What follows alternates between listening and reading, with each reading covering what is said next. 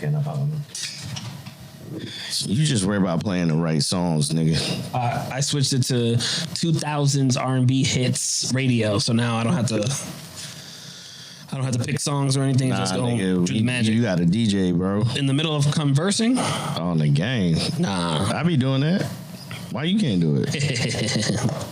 Hey, come on. It's gonna do a good job anyway. These algorithms are more powerful than human brains now.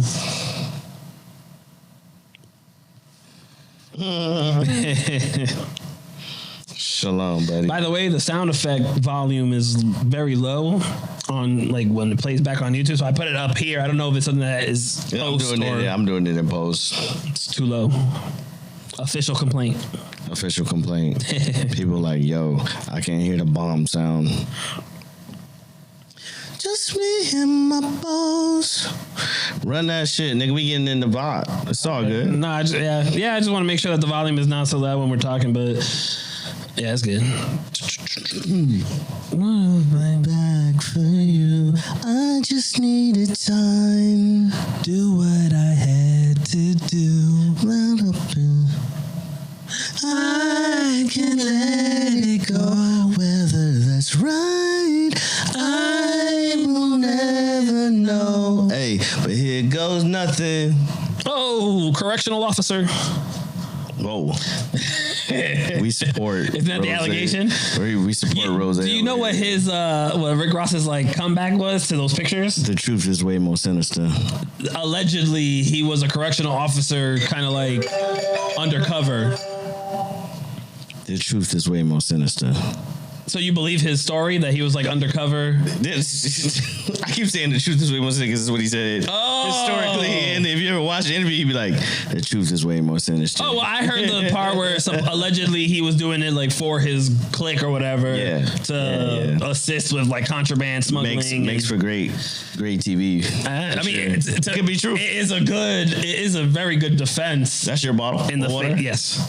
I don't know where yours is at. We're not doing the water? Oh, shit. That's dangerous. You brought one for me and one for you, but I don't know where you put yours. Would have came back for you. I just needed time to do what I had to do. Caught in the light, I can let it go. Whether that's right, I will never know. Hey, but here goes nothing. This shit was hard, bro. That's what she said. This nigga know what. This nigga always found a way to fit that shit in. That's what she said. Just fragrant, fragrant. Just. Hey, I gotta keep balling. Yes. 100. They don't make vibes like this no more. It's just all drill. Just wanna pull up and spin a block on my eye. What is drill rap? Drill. So, it started in UK, which is UK grime or drill. But drill rap, some people will argue with me and be like, yo, that shit started in Chicago, but drill rap is basically drill music. When you running a drill, you running I would call it violence. It's just we spinning the block, pulling up on that. I've heard it in the context of the UK. Yeah. When you brought it up, and so in the UK, because violence in the UK is crazy. Yeah. I'm supposed to be going to London soon. I told my girl, I was like, we going. You about to get stabbed. We gotta keep it very low key. Too many stabbings. You're gonna get stabbed up, nigga. Pull up the 2022 election results.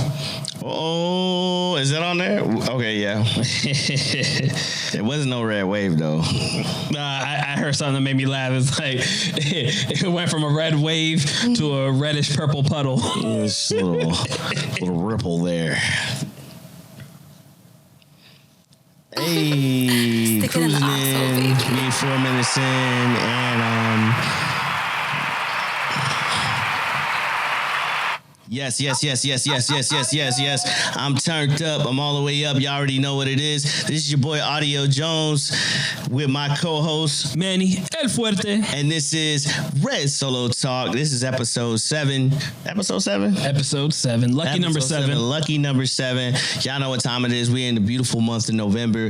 We getting the weather, the vibes is here. You know, I would put a sweater on, but it's not cold right now this moment. Is that shade to me because I'm wearing kind of a sweater? Nah. You came dressed to impress, my guy. Had to represent. Loving it. All-Star game 2022. Come on, man. My Yankees didn't pull through, so. Yeah, Dominican, man. That's what y'all do. Y'all play baseball. I don't watch baseball, but I watch the World Series. Yankees almost made it, but I always told you like you have like a baseball body. My booty. Oh shit! This nigga is already going there.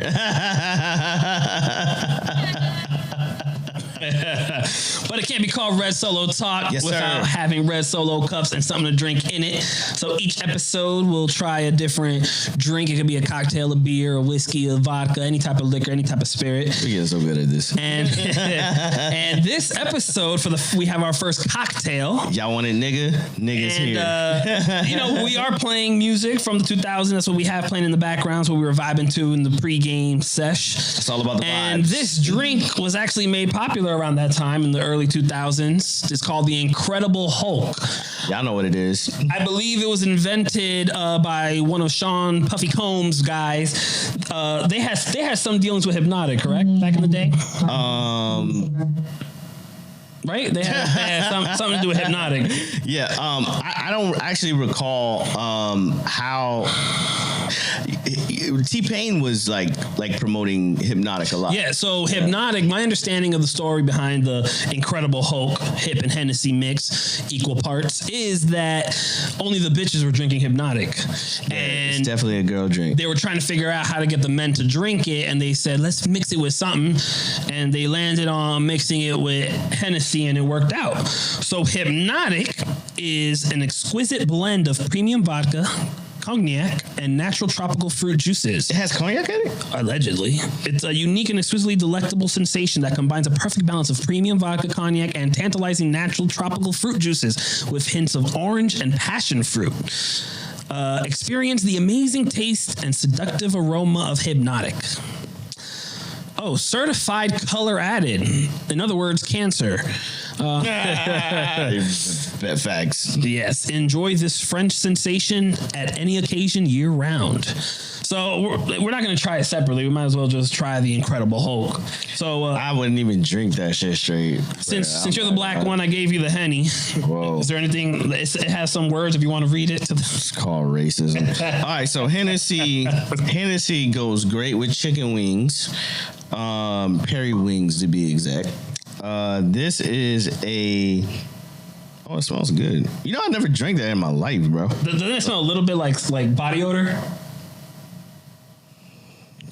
I mean, I would like to smell like that if that's what body odor smells like. It's a little bit like feet and armpit. Okay, we have a different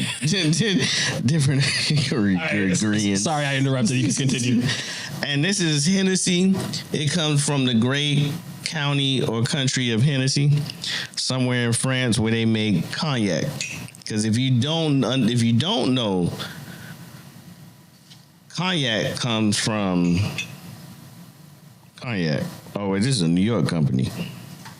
Bottled by France. Yeah, so y'all already know what time it is. This is demon hour time, nigga. When you see the Henny bottle, see, I really was a Remy boy. So we used to do Remy. But we gonna do some cognac tonight with the Hennessy. And just hopefully we keep our wits. Because we're digging into some wild shit right now. I never had an Incredible Hulk, for the record. I enjoyed the 2000s. But never, I think at that time in the 2000s, during that time I was drinking Goose, cranberry, just regular shit. I never had it. I prefer vodka with orange juice because the Cape Cod cranberry tastes like medicine to me. Yeah. Cranberry and vodka is Cosmo, I think it's called. Cape Cod. Nah, I don't know that nigga. Cranberry and vodka is a Cape Cod. It's not a Cosmo? Cape Cod or Cape Codder. It's not a Cosmo? No, Cosmos, I believe, is something completely different. I beg to differ. All right, Google Cape Cod drink and see what you get. I'm gonna Google what the hell I just said. Cosmo, nigga. No, just do Cape Cod drink, because I'm always right. But you want to put the topics back up? Yeah. But I can't do both. I'm going to pull the second half of the drink, so equal parts. I did 6 ounces of hit. I'm going to do 6 ounces of Henny. And we going to taste this shit. That's right. I'm so excited. I spent all my life waiting for this moment.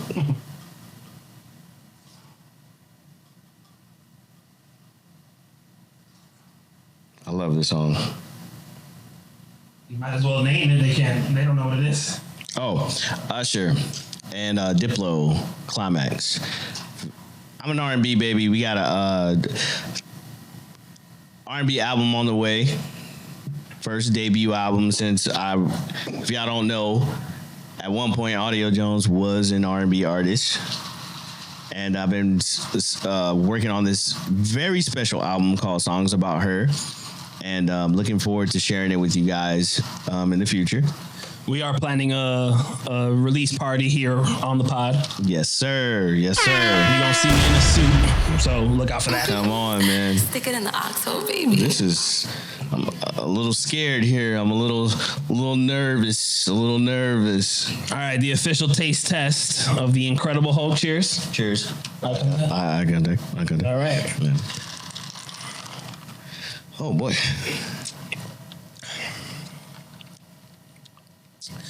Brings back memories. This used to be one of my favorite go-to cocktails back in the day. I haven't had it in years. Forgot what it tastes like. But I remember why it was my favorite, because I still love it. Tasty? Fruity. I like it because it's to the point. You got a liquor and a chaser that both contain alcohol. This will fuck you up. Oh, yeah. But it'll sneak up on you because you can really drink this quickly. You'll drink this shit and not know that's going to fuck you up. What do you think? I've been drinking straight for so long that I can appreciate it as a cocktail. Do I think, did I miss out? I don't know. I'm not a fan, but I've drank Everclear before, so. you said you're not a fan. No. But you know what? You know what it is? I'll be honest. I stopped drinking cognac because I'm in my 30s now, so there's a point where you have to turn off drinking. You got to stop drinking cognac. Hold on, guys. As y'all know, we run this studio from my home, and my beautiful young daughter says, "Hey, Daddy, can I have some of that food?" Go ahead, baby. It's right there. You want the chicken wings? It's got barbecue sauce on it, or you can get the fish. Oh, that's fish? Yeah, it's got a little barbecue sauce on it. That's all. Oh, it's not spicy? Nah. But to date the episode, we are Friday, so Wednesday, Thursday, 3 days. Oh, it's not that long ago. We were 3 days away, or 3 days past the 2022 midterm elections. Mm-hmm. And they were expecting a red wave, but as we said already, we had our reddish purple puddle. But the crazy thing about it is, we both had guesses before the voting concluded. We had guesses as to what was going to happen, right? And we can't even really talk about the midterm election results because somehow, some way, they still haven't finished counting. I've been watching it, and I'm just like, this is ridiculous. So we have the worst voting system of all the new world, bro. So right now for the Senate, the Republicans have 48 seats, the Democrats have 46 seats. There are still 4 seats to be called, which is wild.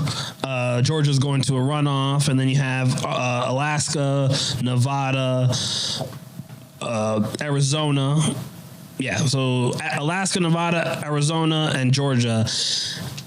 to go, which is wild. And then for the Senate, you need 218 for a majority. The Republicans have 211. The Democrats have 198. And again, we're still missing 24 seats to be called. That's crazy. It's wild. So, you know, that doesn't really give confidence to the integrity of our elections, but do you we can't even Do you really think that we need to advance our systems in some form of fashion? Should we be able to do this shit for like a QR code or something? No, absolutely not. We need to. So there, you know, as you guys know, a couple of years ago, we experienced a 99.9% survivable virus that was used as an excuse to implement all kinds of measures that weakened our election integrity, you know, mail-in balloting and blah, blah, blah. So I think we need to undo all that.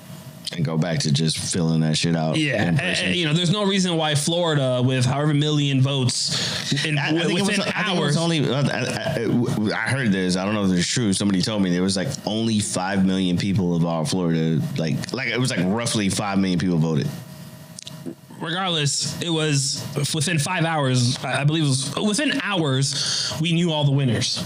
Well, yeah, but that goes to the fact that the greater story is, to me, how many people are not activated in the political process. And here's an interesting coincidence: for example, Nevada and Arizona, the two main places that we still don't know if a Democrat or Republican is going to take the seat, those are the two places where the Democrats outperform polling the craziest amount so far, and they're the ones that are counting. Maybe it's coincidence, but sounds like you have a conspiracy or a theory. I'll keep that for after hours. Check out our after hours on OnlyFans, where we are uncensored. So I this was a special voting cycle for me because, believe it or not, as politically activated as I am and as opinions that I have, this was my first time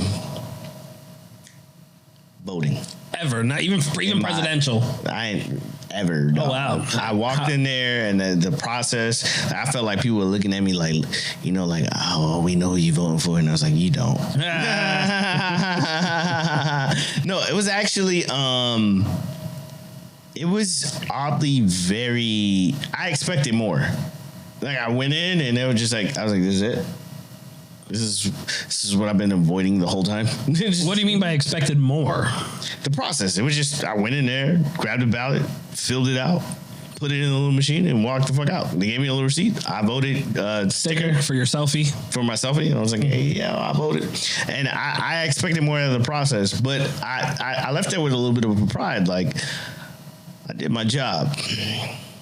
Yeah, it's one of those things where you can't justify it on an individual level, but it's interesting because you can't justify it on an individual level. Your one vote don't mean shit, but if everyone collectively thought that way, we'd be in a lot of trouble. So it's just about doing your part and just hoping and waiting that other people do their part at the end of the day.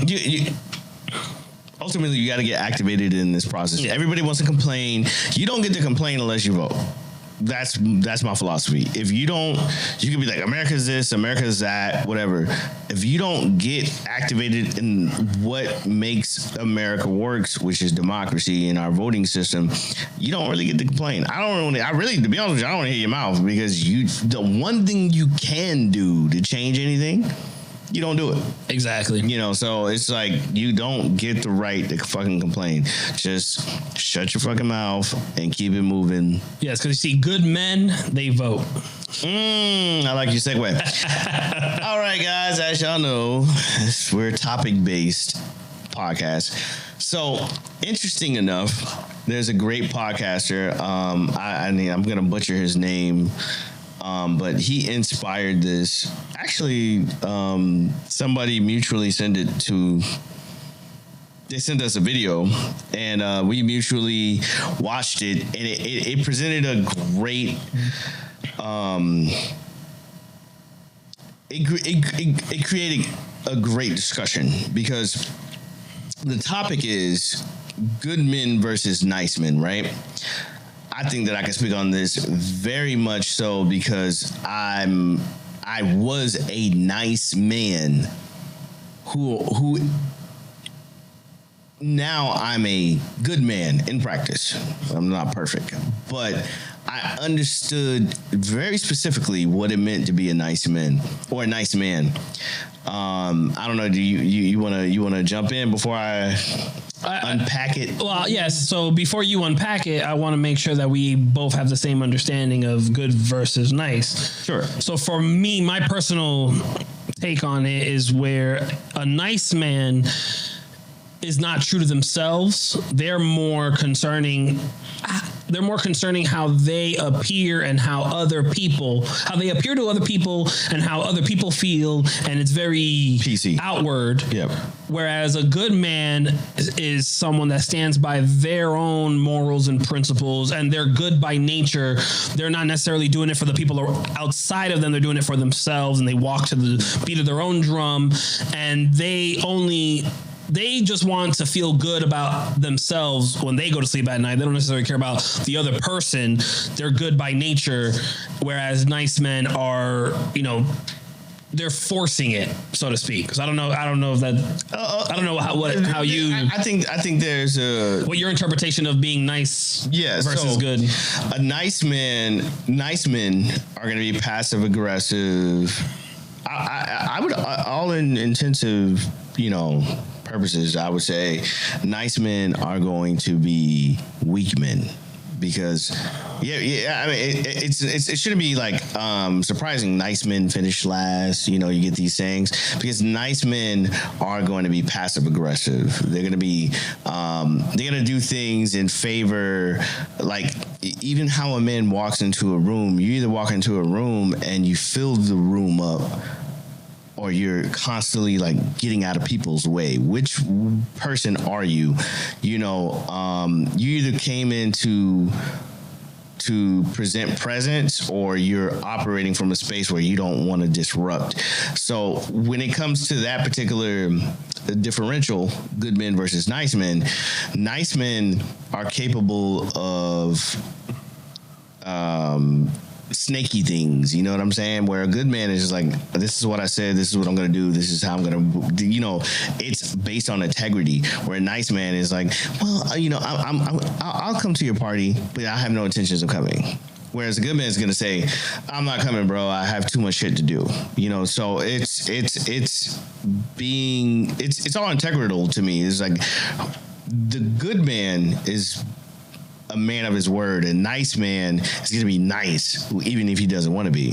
Where the good man is like, nah, even though it's not going to probably make you happy, I'm going to tell you the truth. Yeah. Well, yeah, which goes along with what I was saying, where nice men are people pleasers. Yep.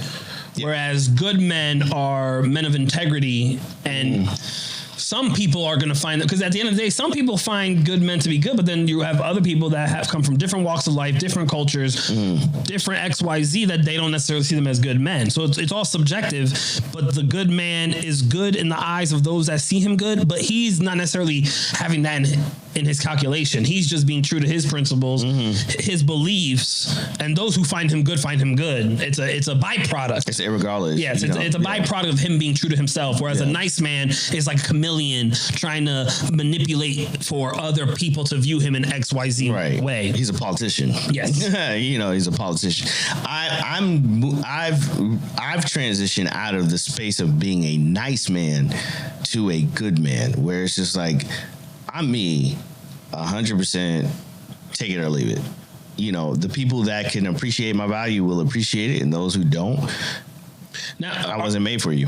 Are there any moments where being a nice guy kind of hurt you, that woke you up to being a good guy? Is there any type of experience? Yeah, because you were one to the other. What led to my transition was, I think like with anybody else, I guess time and maturity, like growing up. I would say the thing that was a revelation to me was honestly relationships, having relationships with women. I wasn't a successful person in my relationships, and I counted that to being, I counted me not being successful as to being, you know, I blame my career, being career driven or something. But I was always trying to appease somebody by being the nice guy, when in reality, I should have been operating in those relationships as the guy that I am. I'm goal oriented. This is who I am. I'm mission focused. This is what I'm doing. This is what I'm gonna do. You can either ride along with me or you can't. Versus, you know, and I'll say things to appease because it's politically correct. It sounds good, and you're gonna like it when I say it. But in reality, full-heartedly, I'm the guy. I'm gonna wake up and I'm gonna go towards what the goal is or what my mission is. You know, I can be caring and I can be understanding and compassionate, and I can be all these things that I guess would appeal to women, but at the same time, I don't want to be the nice guy that just says it because it sounds good. It was like, sometimes that's just not true. That's not the reality. Right now, where I'm at in my life right now, what I'm doing, I would say this, you know, I remember having this discussion where I was able to say that this relationship isn't priority.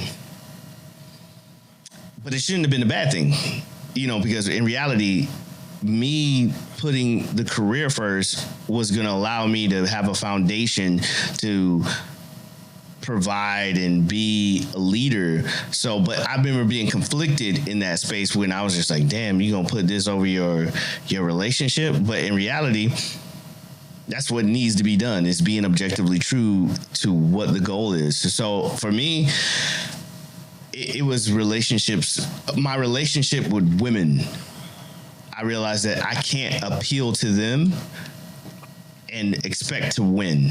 You know, you have to be you, and you would attract the people that will, you know, the people that is going to see value in the fact that I'm me.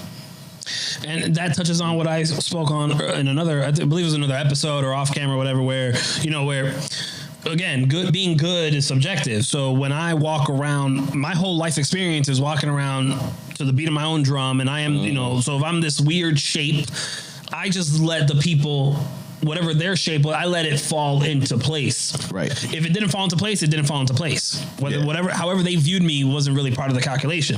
But I end up where the people that do like me, the people that do fuck with me, the girls that do like me, the girls that end up in a relationship with me, and, you know, XYZ, I feel good about it. Yeah. So I feel good, they feel good, everyone feel good, everyone wins. Whereas when you're not true to yourself, I've only seen that and messy.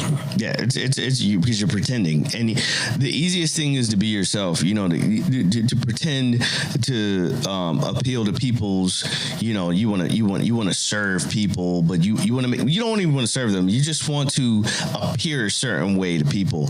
But if you're acting in your true essence, in terms of integrity, and you're somebody who's like true in terms of what you offer, if you're true to yourself and you're a good man, you're going to bring value to the situation. You don't have to pretend. You don't have to appease people. People are going to recognize that he's going to either He's going to do what he's going to say he's going to do. He's going to be able to. He's somebody that I can turn to for leadership. He's somebody I can turn to in terms of guidance, because I'm standing on what I'm standing on. You know, without faulting to PC culture or faulting to, because I'm going to say this because I'm going to say it in a way that's not going to offend you. It's like, no, I'm going to help you. You're not going to like it, but this is what you need to do. You know, and I'm learning that now. In, you know, I'm in my mid 30s. Like, I don't want to bullshit people no more, man. I just want to be,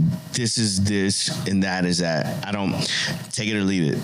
Yeah, you know, Tito, you remember Tito? Check out episode 6. One of the things that he told me that I will always remember was he was talking to me about how when I speak, he has confidence that I know what you're talking about. Now that I know that I'm telling the truth, that there's value to my word as a man. And the analogy he gave was, you know, if I came to him and I told him, yo, let's go outside of the parking lot, I'm gonna show you how to learn how to fly. That he would be, in that moment, he would be like, wow, I don't know how, but he's about to show me how he can fly. His instinct is that I somehow found a way to fly, and not that I'm lying. True. Because of the integrity that I've shown over a period of time. You're consistent. One thing that I can appreciate about yourself is that, you know, even I'm humble enough to say that I've taken pages out of your book where I've said, this is a guy who's not willing to compromise. You know, it's true through and through. And it became useful for myself because then I didn't have to fake it no more. Like, this is what it is. This is what you get. And where I make jokes all the time. I was like, this sounds like something you would do. And you were just saying how it's easier to be yourself. Yep. And that's funny you say that because, you know, a lot of the reason why I am the way I am is because it's easier. You know, I tell people, I said, you know why I'm not a liar? Because I'm lazy. Mm-hmm. Like, psychologically, I am too lazy to be able to remember lies. Because to get away with lying, you have to take a lot of brain power, calculate, what did I say? It takes way too much effort. It takes way too much effort. The truth is natural. Yeah. So I want to use my brain power for all this other selfish reasons, things I want to learn, I have all these other things in my mind. My brain, I don't have the bandwidth to keep track of lying, so I just 100%. Don't do it. 100%. And then living my life with that mentality has benefited me more than it's hurt me. So I've just always maintained that positive reinforcement. I've always maintained that character. No, for sure. That's why, I mean, that's why overall, and we're going to segue to the next topic, but good men versus nice men. You want to be a good man. Yes. Especially in a day and age where there's a lot of, you know, feminism. There's a lot of bitch boys that we're combating. It's a lot of bitch boys. Stand on what you stand on. Stand in the fire, man. Shit's gonna get greasy, but whatever, man. You stand on what you believe in. Yes. So segueing, going into the next topic. I guess it's not really a good segue. That's why I tried to say. I said we have to be good men to combat feminism. Oh, okay. I got you. That's a good one. Right. Okay. Next topic. Women rights versus feminism. Grammatically, should I put women rights? Yes. Yeah. Okay. They can't see that, so you snitched on yourself. Women rights versus feminism. Yes. All right. So this is going to be a hot topic because in the brief time that I spent in the dating pool, even though I'm not dating, I've seen feminist a lot in people's bios and profiles. And I thought myself as a man who would be like, if I'm looking for a wife, you know, I'm like, what do you mean feminist? Like, what does that mean exactly? You know, and it's what's your definition of feminism? Okay, so what is the definition? Let me put it. Oh yeah, so that is the conversation because you know women's rights versus feminism doesn't make sense to most people because they're interconnected. Yeah, but that's my thing. I think modern day feminism is an overcorrection, where the official definition of feminism, which I subscribe to, and I consider myself a feminist, is in the official definition of feminist is about equal opportunity for men and women. And I think the women's rights movement achieved that opportunity, equal opportunity. And where modern day feminism overcorrected is now it's almost like equal obligation. Women must be equal to men. It's not just have the opportunity to be equal to men. What I mean to say by that is that there are a lot of women, I would say I would argue the majority of women, have a natural feminine tendency to be feminine.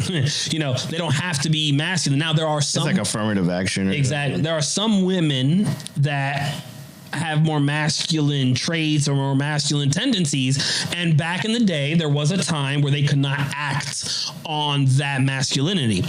I think that ship has already sailed. As far as the legal system, as far as even socially, culturally, women can do anything men can do as far as career, as far as lifestyle choices, but now it's almost frowned upon for a female to be feminine.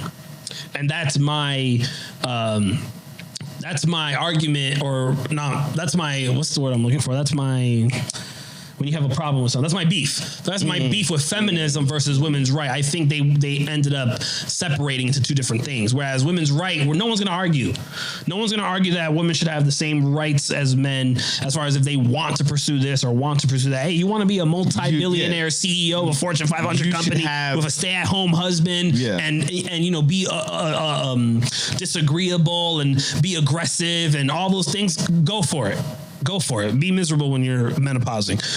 But I don't think that it should be socially normal to teach women that they're weak if they abide by their natural tendencies to want a man to lead them and to be submissive and all that and all those things, because that's more natural. And on average, you're going to find more women are going to find happiness in that role and not in the boss bitch role. Yeah. I definitely agree. So when it comes to feminism, I'm not gonna lie, it's a trigger word for me. If I see that shit in your fucking bio, I'm already like swipe left, because it's became it's another segment of wokeism to me, where it's just like you're tapping into some kind of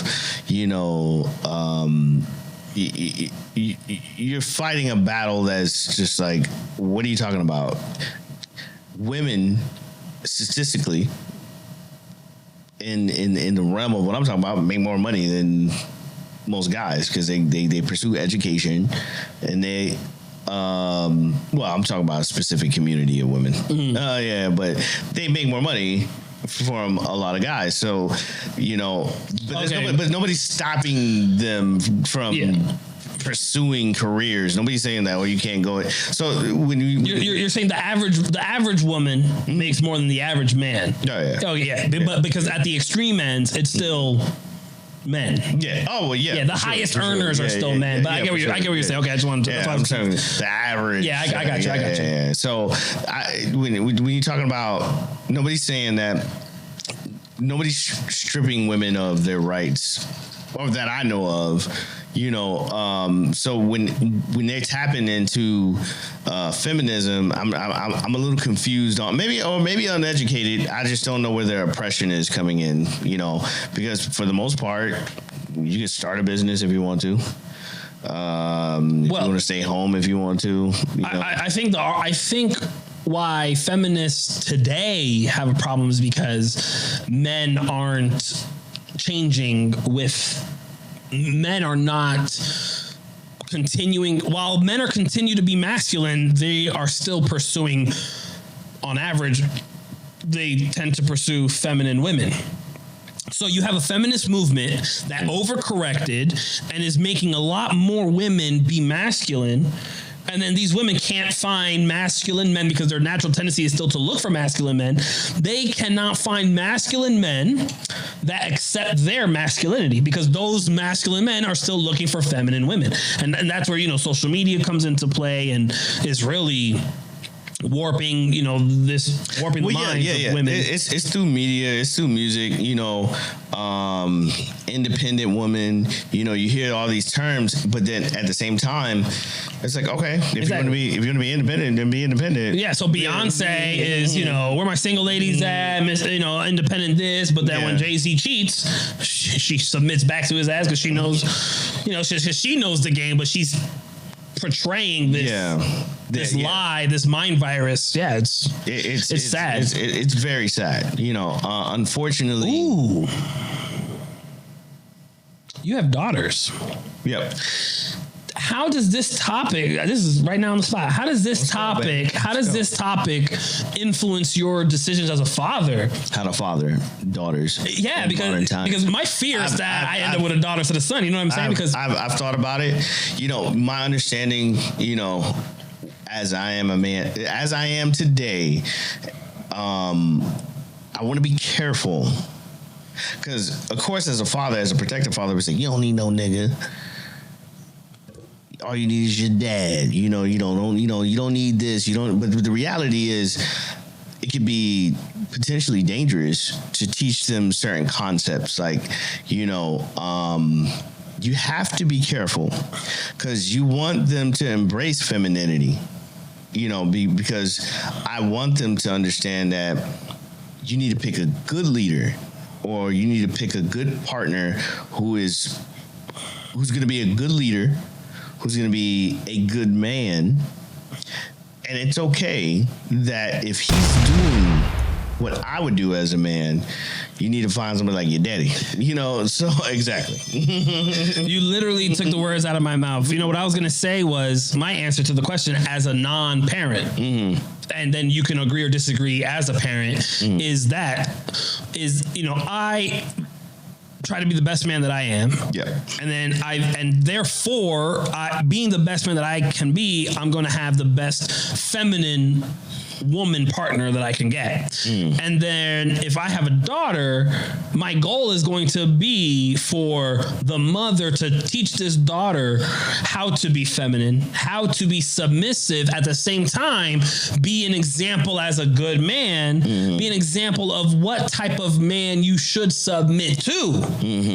Because then you avoid a lot of the downsides to why the feminist movement had to overcorrect in the first place. Because you see, we're all human. There were legitimate reasons, legitimate concerns that women had back in the day.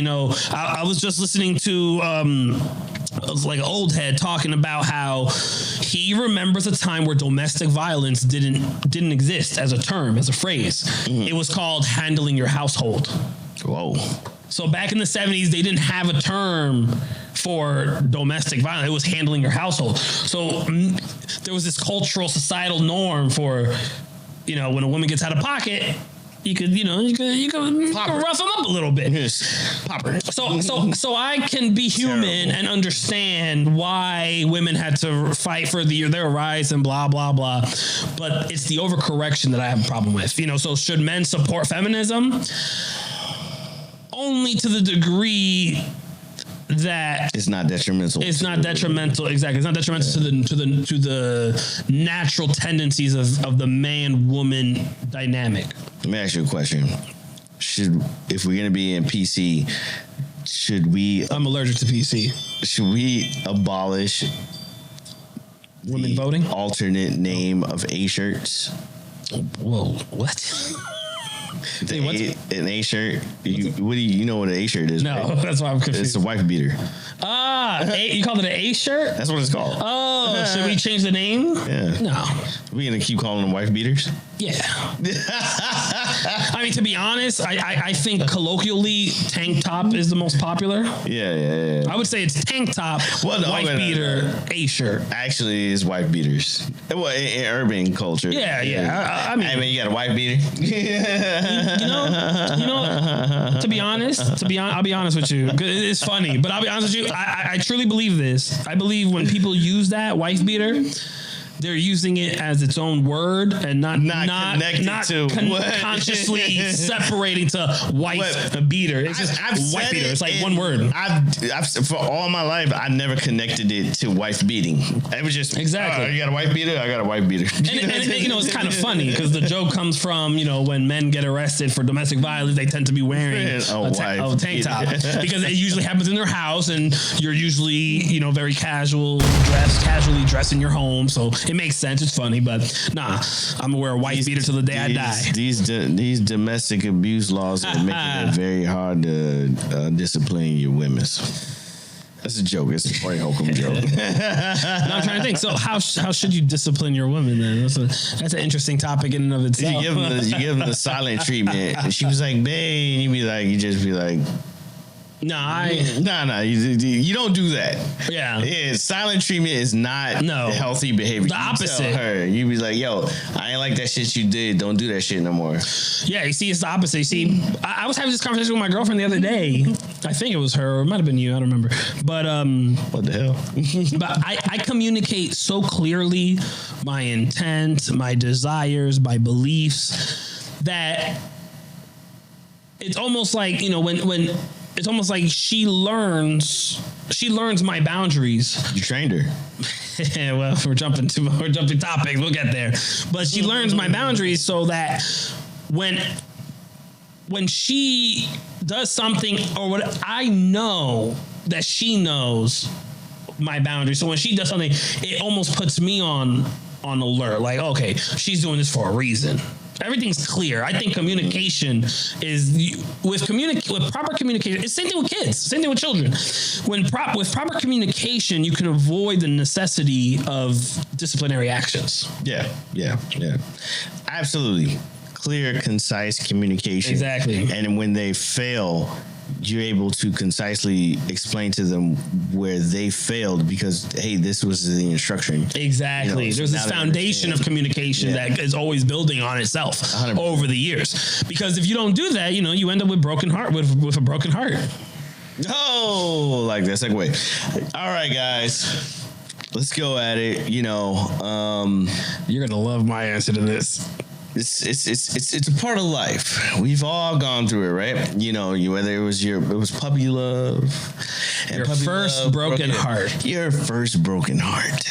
You tell your story, I'll tell my story. You want me to go first? Yeah. Let's go. Okay, I'm gonna spoil it.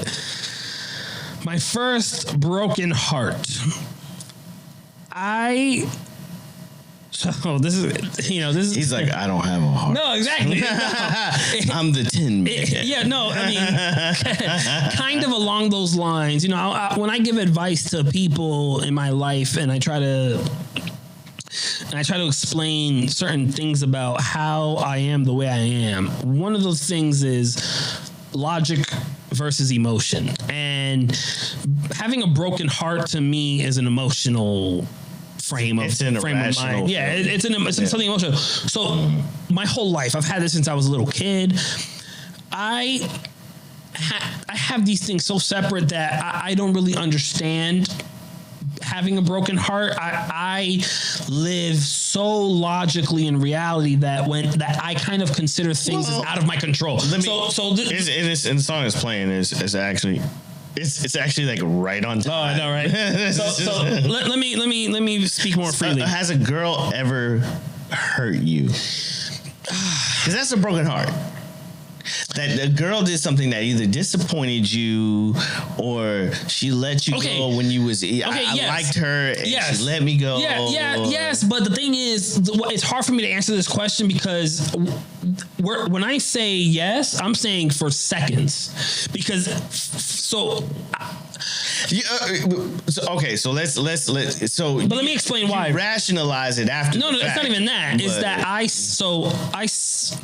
separate the objective reality with the subjective reality. So subjectively, this her, or I don't like that she did this, but then I remember that objectively that is what happened. So let me speak more freely. Mm-hmm. One of the biggest beefs I have when I would be giving advice to girls growing up, I had a lot of friends that were girls, and you was a thought. I would watch how they wouldn't necessarily be upset with their man. They would be I'm sorry.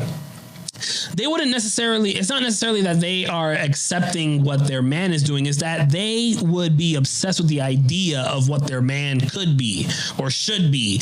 And they would never face the reality of what their boyfriend at the time was doing. So they would be so heartbroken. And I would watch these people be heartbroken. Expectations. Yeah, I would watch these people be heartbroken and live in this, this, like they have an idea of the person, but they won't face the reality of who that person is. So for me, Disney World. They live in Disney. I became allergic to that. So when a girl does something wrong to me, instantly,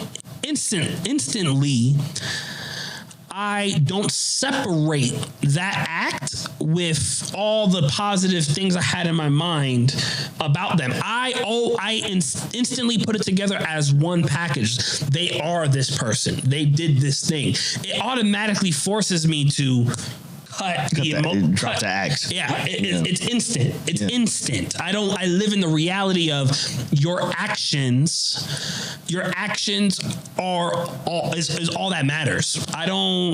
Because the emotion, in my opinion, ties to this belief that they are separate from their actions. That's most of people's disappointment is expectations that they predicated on that person. Like I expected you to live up to this a standard that that I wanted, which is the Disney World. But you know, I don't want to cop out of the question, so I'm going to try to answer it. I'm going to try to be honest. So there was one relationship, right? I know it was supposed to be like a fun topic. Yeah. So there was one. How was that? What do you mean? If your first broken heart is going to be a fun topic? Right. So there was one time that sticks out maybe where it was just out of being naive. So there was one girl I was in a long-term relationship with, and when it ended, immediately after she had another dude. That bitch was talking to somebody already. So I was like, damn, that was so fast that shit hurt your feelings. No, it didn't hurt my feelings. I was more so like, okay, wait a minute. How much of the whole thing was a lie? When girls leave,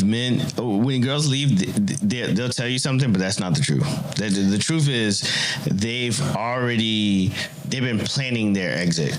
See, so that's why I say it came from a place of naivete where I didn't understand that dynamic. Now, as a more mature adult, that would be my answer, which was what I was going to say. But in the moment, being young, I didn't understand that point. So when they moved on so quickly, I was like, wait a minute. So that part was the only part where I like seeked out a conversation with that girl. Like, okay, I just want to know. Why you did this shit to me, bitch? No. What I wanted to know was, like, for how long before we ended things, or before things ended, for how long were you already like moved on?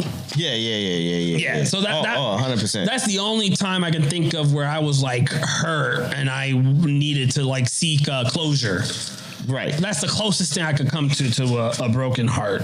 But I imagine you, having had experience as a nice guy versus a good guy and blah, blah, blah, you might have a different take on broken heart. Oh, yeah, I get in my feelings sometimes. Sorry, guys. Anything that used to matter don't matter no more. Like my money or my cars, you can have it all. Yeah. Flowers, cards, and candy. I said I'm fortunate to have you, girl. Won't you know I really adore you?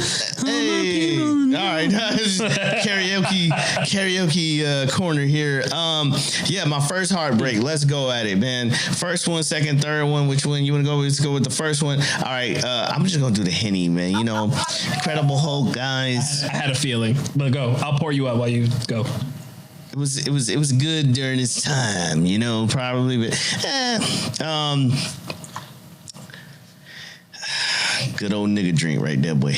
Henny on the rocks. Your first broken heart. First broken heart. Let's go. Come on, man. I've had so many. Be loving these bitches. I guess it was my first. The girl that took my virginity. Should I say her name? No. First name only. Her name is so unique. She would know who it is. She would know, but they won't. No, she's the only person in America probably named this name. I'm not gonna say the name, nigga. They can't hear. All right. When the camera's off, I mean, to protect her anonymity or whatever the fuck that word is. Her name is so. I'm gonna find out afterwards. Okay, let me tell you. You ready? All right. My first, because people who's gonna watch this are gonna know exactly who I'm talking about. Oh, but they don't know that she was your first? Is what you're saying? No, they know. Everybody knows. So then, if they already know, the people who don't know still won't know. All right, okay. Yeah, so, there was a young lady at one point. It was my first. She took my virginity. I took her virginity. Her mom found out, and she split us up. And I was literally in the street, like, crying in the rain, like, this is the only girl I'm ever gonna love again. That was the first time I've ever experienced loss. And then like that summer, I like had another girlfriend. She cheated on me too. Oh wait, second one? Wait, are you saying the girl who took your virginity cheated on you? Oh yeah, she cheated on me. Wait, okay, and then... But she cheated on me because I understood the circumstances, but I was already cheating, so we like cheated on each other. Yeah, we were just cheating. And then you said another girl cheated on you, you said? I don't know. If a bitch cheated on me, I don't know about it. Like, except for that first situation, but like I was already like, we did the strenuous of the relationship. We was like, we weren't even allowed to be around each other, you know, because we were in high school. Have I ever been cheated on? I was a cheater, so I probably didn't pay attention. Yeah, I don't recall a very with segue in. Have you ever been cheated on? I think they got that right. Just holding their hand to the topic.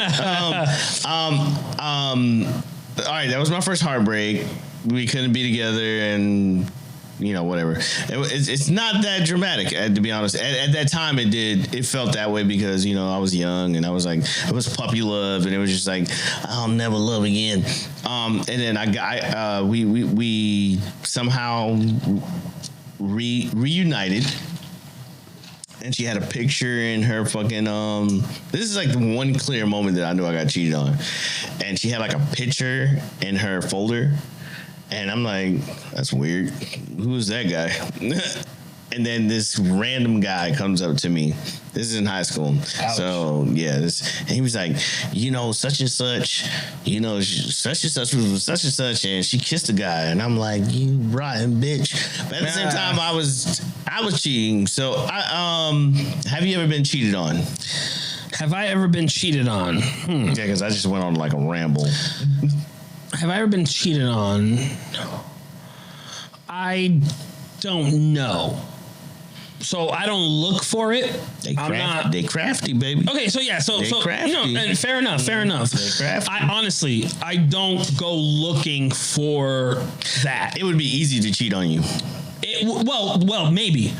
So here's my thing. My thing is this: I'm very sensitive to how the girl acts. So unless she's amazing, unless she is so detached that she can cheat on me and not change how she is, how she acts, then I guess I could be duped for however long. But two things. One, if you get caught, which is, you know, could I stay if she cheated?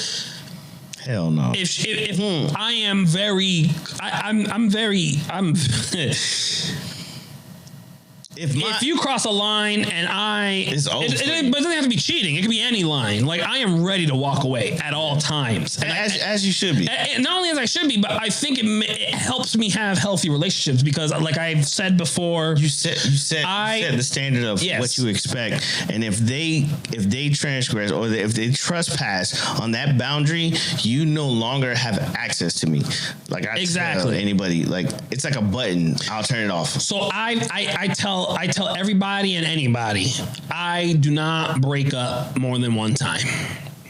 I do not do the on and off relationship. I think that is the most toxic, bullshit, unhealthy thing. I don't believe in it. I don't do it. It goes against every fiber of my body.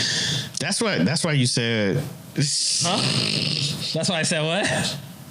No, say it. What do you got? You said something to me. We was out. This is the other podcast. He was like, when he was coming up to PTSD, he's like, that wasn't a real relationship. And I'm like, I was with someone.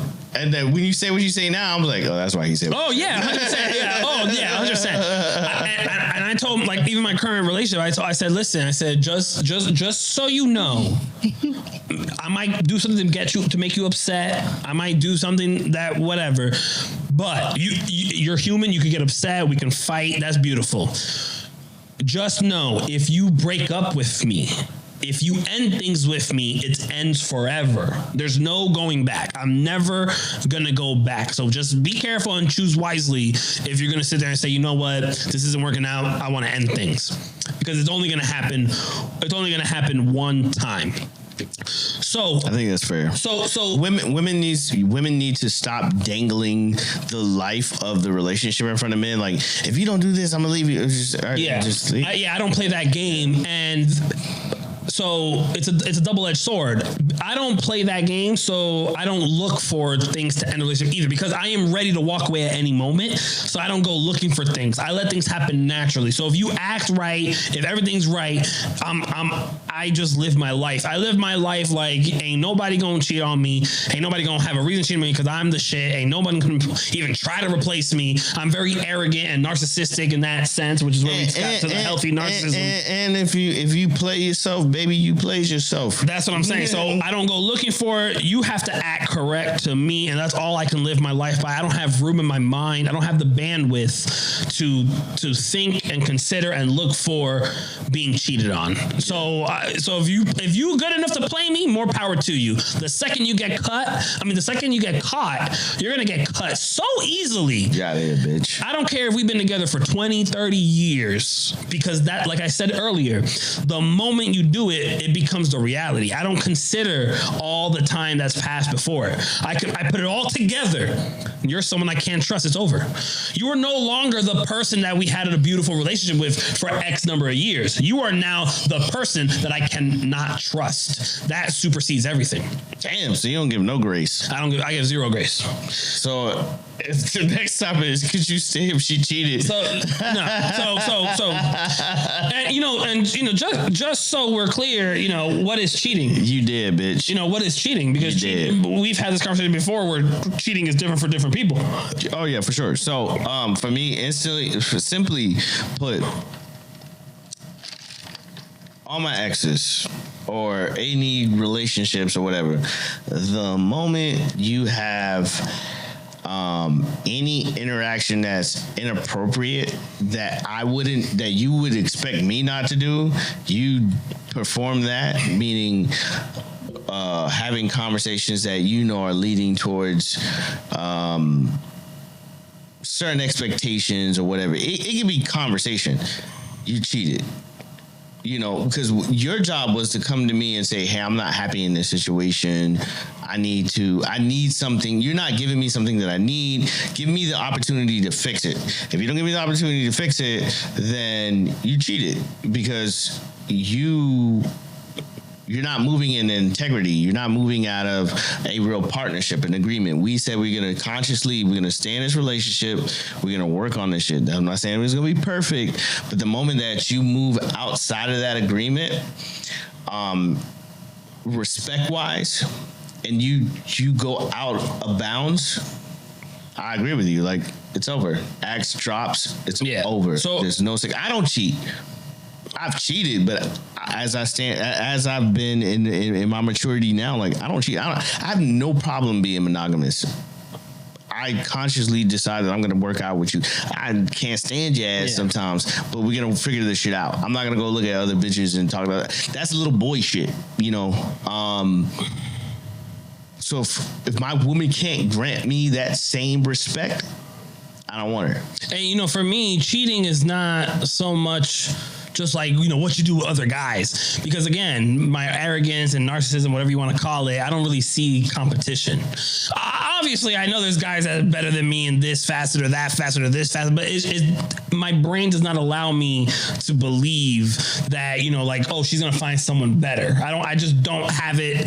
I don't have that in my conscious thinking. I don't live my life in that way. For me, what it means to be cheated on is if you do anything that you wouldn't do if I wasn't standing there next to you. So if you go out with your friends and then you end up on a bar dancing and twerking and shit on a bar, like on standing on a table, whatever. Cheating? That, to me, that's cheating, because you wouldn't do that if I was there. So the fact that you do that, I'm more cutthroat. If anything you do that you wouldn't do if I was standing there, I would cut it. I would end it, because if I find out that you do something, anything that you wouldn't do if I was there, I no longer trust you. And for me, that's everything. Trust is everything. Trust is everything. Trust is what allows me to be in any relationship. Yeah.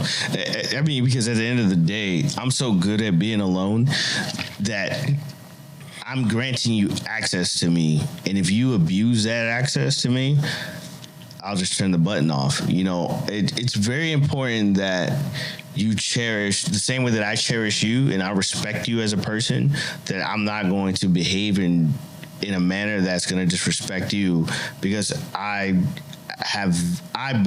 value what we share. And the moment that you got to give people grace, but you have to, it's a delicate place, right? Because, or maybe not, maybe, yeah. Okay, when you say give people grace, I mean, I guess, yes. Like, it's easy for me to, like, I'm just speaking generalizations. Yeah. But yeah, when it comes to the nuance and things, you know, for example, yes, of course, obviously, again, remember, okay, here's the best way to put it. If she does something, you know, she might do something that I wouldn't want her to do if I was there, but she might not know that. That's grace. That's great. That's the only thing I can kind of think of where it's grace, where I can see genuinely a lack in communication, a lack in understanding. Yeah, and I could see it, but I have to see genuine regret. Genuine. She had to be sad about it. Oh, no, not only she has to be deathly distraught that she miscalculated. I can't believe I twerked on that table, baby. Well, no, because anyone would know not to do that if you're in a relationship with me. Oh shit. So that doesn't count. I'm also, if the date you, they're not allowed to twerk in public. 100%. Yeah, you shouldn't. Yeah, you should not be peacocking for attention. Yeah, I like what you're saying, because it was like, if I'm thinking about it, it's like, do I want my bitch? All right, when you at the party, you twerking, and I'm like, but why? Who is that for? Who you showing up? Like, I get it. You're amazing. Exactly. Babe. I love you. That's why I'm with you. You're doing this. But sometimes girls get in groups and they just like... So pick your friends carefully, because your friends will make you lose me. So pick your friends very carefully. Yeah, just stay away from the toxic single bitches.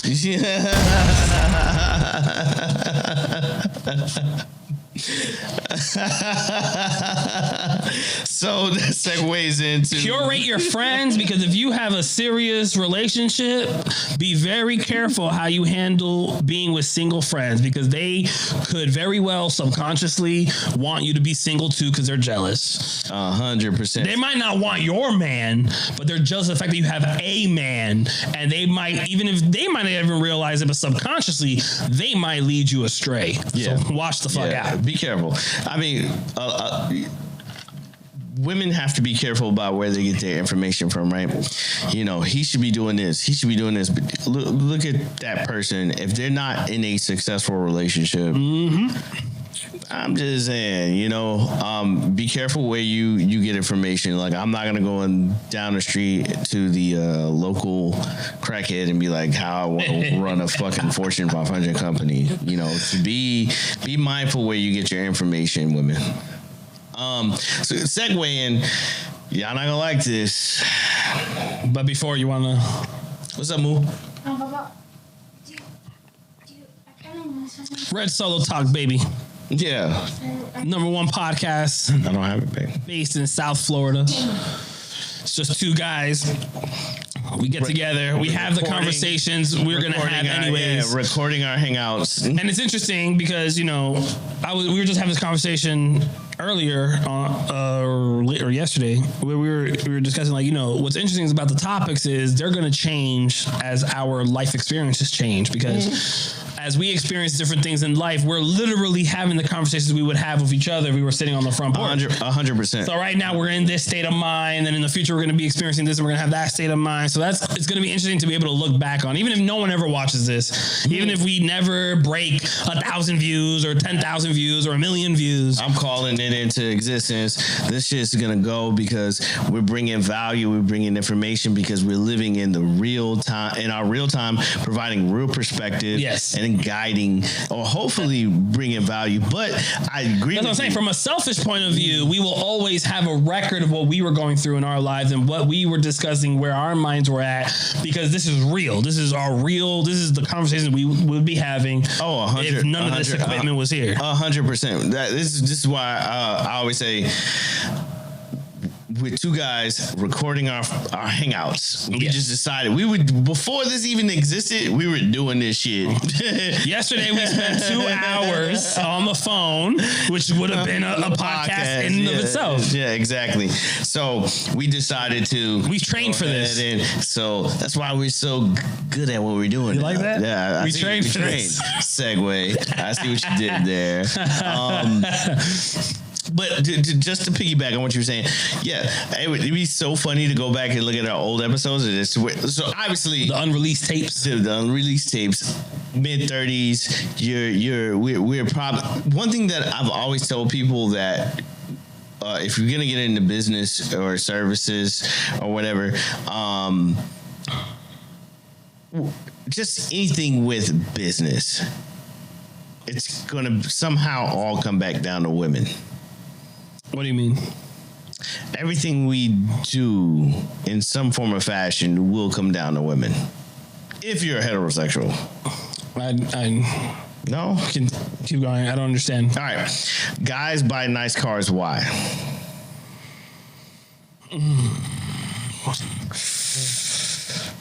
I mean, I have to be honest. I don't know if I only want you to be honest. Okay, so I don't know.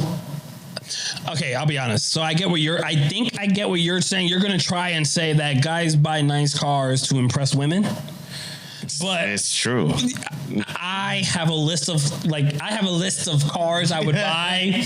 Oh, this is one of those. Remember when I said that he'll do things, and I'd be like, only you. Yeah, I have a list, and I daydream, and I imagine, when I'm successful, I want nothing to do with women. You can have a $10 million mansion, or you could just have a super cool man cave.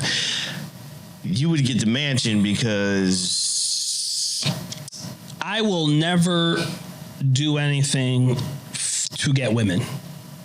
I will only do things for myself, and the women will be a byproduct. That's good, man. I'm being honest. I get what you're saying. I could definitely see, and I've definitely come across guys that would do that. But I cannot relate to that. I'm being complete, and I'm not putting a front. I'm honestly, I wouldn't do it. I would totally. I know you for over 7 years. I know you mean what the fuck you're talking about. But when it comes down to it, I know that most men operate from that space. They're doing this to peacock, like I'm doing this to attract the opposite sex. Because in reality, and that's why I said I can tell you every man's problem. Yeah. Money. It's definitely cash flow. And women. They either can't make cash flow because they're distracted by women, or they spend their cash flow on women. When guys ask me advice, because I have a successful relationship. When guys ask me advice, you know what I tell them? What I tell them is, don't try to get a girl. Yeah. Live your life 100% how you want to live it, right? And they'll fall in place. And then the girls fall in place. Now, if you don't like the girls that are falling in place, then that means you don't like the way you're living. And change the way you're living. Which one is the bomb? If you must live your life and have the girls fall in place. And if the girls that are falling in place do not align with what you want in life, there's a cognitive dissonance here. There's something not aligned that you need to figure out. You need to be more self-aware, and you need to align your life in a way that you attract the people, the women, the experiences that you feel fulfilled. That's why I love what Kevin Samuels kind of preached. A lot of people, didn't like the message, what he was saying, but it was objectively true. Successful men have options. A lot of times I find that men who lack success, a man's man, they lack options, because that's why you get the guy you ever see shacking up. They're shacking up with maybe a good 4 or 5, maybe a 3. It's because they're maneuvering through what's available to them based on their output in the world. If you put in the work, you'll be surprised of the opportunities that are available. You'll be surprised. Successful men have the rollers at their fingers. If you take the time, you put the work in, you be the man that you said you're going to be, you do the work, you'll be surprised. You can get you the, what's my guy name? The football player that his wife just bought the white football player, man. Come on, man. Tom Brady? It's just a white boy that can play football really good, but he's successful and he has this supermodel wife. You know, he gets this supermodel. Successful. Success. I mean, they're going through a divorce now, but ignore that part. Ignore that part, yeah. But what I like about it was, even though she's a supermodel, he's like, yeah, I'm on my mission. I have something to do on her. I have purpose, you know. And that's the problem with feminism, you know, where she makes more money than him as a supermodel. You know, if she didn't, she would respect his decisions more. Because my understanding, and I hate talking about celebrities, to be honest, because I don't fucking actually know them. You know what I'm saying? But my understanding of the situation is that he was going to retire. She leaked the retirement. So he wanted control over his retirement. So he said, you know what, fuck it, I'm going to play another season. And she's like, if you play another season, when we talk about retirement, then it's over. And he's like, fuck you, I'm going to play. And now they're getting divorced. I don't see that happening if she was more submissive and was more feminine in her role as the wife and partner of Tom Brady. She seems, because of her success and her own independence, it seemed to give her the power to do the things that she did that led to this divorce. Which is ego. Yeah. So that's right. Sometimes, you know, that, you know, so for example, so if you have a supermodel wife that makes more money than you might necessarily be able to train her. Right. I love the segue. I have fun. You're getting good at it. I have fun at it. You're getting good at it. So, are women trainable? Could every woman be trained? Could every woman be trained? Because some women may have too much baggage. They're not trainable. Yes. When we say trainable, I know it's going to trigger you, a lot of you ladies. You guys exactly. That's what we call clickbait. Getting hot in your seat, like, what you saying? Train? No, listen. When you go to your job, you got to go through what? Training. All right. This is a business agreement. There's going to be some training. I got to be trained to be a good husband, you know. So, but some women, and I think it's related to the feminist mind virus concept, where some women are so infected that they cannot be trained. I don't think that every woman can be trained, because the disease is too. It's like a cancer. It's terminal. Stage 4. I like it. The mind virus. The mind virus. Yeah. You know, and I just want to specify, when I use the word training, we've touched on this a million times. I always hated this idea that people find the human species, to be something special. I personally consider the human species to be just another animal species sharing the planet Earth with other animal species. Naked monkeys. Yeah. I'm a fly monkey. No, but you know, so when we think of any other animal other than human, we think of dogs, cat, when we think of tigers, any other animal, we think of training them and blah, blah, blah. So I took on that position of understanding that when I interact with other human beings, it's not only women, when I think of any human being, even my co-host, I consider him another animal that needs to be trained. He needs to be trained on how I function. You can't say that because I'm black. He also trains me. We train each other on how we act, what we tolerate, what we don't tolerate. We're learning each other. We exactly. So when I think of training, I use the phrase training because it reminds me that human beings, although they might appear to be special on the face, there's still this underlying human nature, animalistic nature that plays a huge role in how they act, how they think, how they behave. And I want to remember that when I interact with people. So, could every woman be trained? No. Because some women, I would say this, every feminine woman can be trained. So, could everyone be trained? No, only the feminine women can be. If you already succumb to tap into your femininity. Yes. So, because here's the thing. Let's be realistic here. Real, son. Why can feminism, modern day feminism, take such a hold on so many women? Why? Because a lot of them don't have fathers. So imagine you're a girl, you grew up with a single mother. She was the man. She was the father figure in your life. She was the man. You learned these masculine attributes from your mother having to pull the weight of the father that wasn't there.